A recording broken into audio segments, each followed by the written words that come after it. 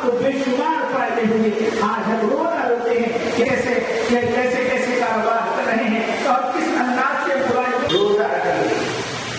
جو اللہ کے لیے روزہ رکھیں اور اس میں عبادت کو اجازت کرتا ہے. ایک روزہ ہم رکھ رہے ہیں, ایک روزہ جس کو اللہ نے گناہوں کو معاف کروا رہا ہے. گویا کہ اب ہم کو گناہ کے کام نہیں کرنا ہے.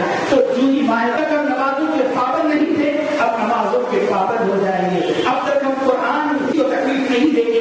یہ عزم کر لیں, یہ ماہ رمضان مبارک ہمیں اس انداز سے استعمال کرے.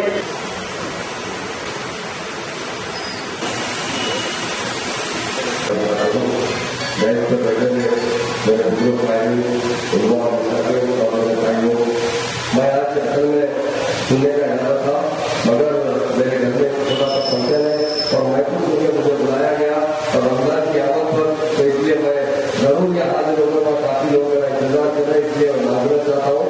اللہ تعالیٰ نے اسلام میں اتنے اچھے باتیں, اتنے اچھے واقعات, اتنے اچھے انسان کے لیے سبب معمول کیا ہے کہ لوگ رمضان میں اللہ تعالیٰ نے یہ زکات جو ہے وہ غریبوں کے لیے, چاہے مسلمانوں میں جو بھی عید آتی ہے اس عید سے, اس مہینوں سے اتنی فضیلت ہے کہ لوگوں کو اس سے فائدہ پہنچ سکتا ہے. بقرعید میں دیکھیے ہم قربانی دیتے ہیں تو ایک حصہ غریبوں میں دیتے ہیں. اسی طرح رمضان میں اللہ تعالیٰ نے عبادت کا ایسا موقع عطا کیا ہے کہ سال کے 11 مہینوں میں اگر ہم سے کچھ بھی غلطی اور کچھ چھوٹ ہوتی ہے تو رمضان میں ہم روزے رکھ کر عبادت کر کے اللہ سے دعا کرتے ہیں تو اللہ نے اپنی تلوار سے نہیں پھیلا ہے. اسلام جو پھیلا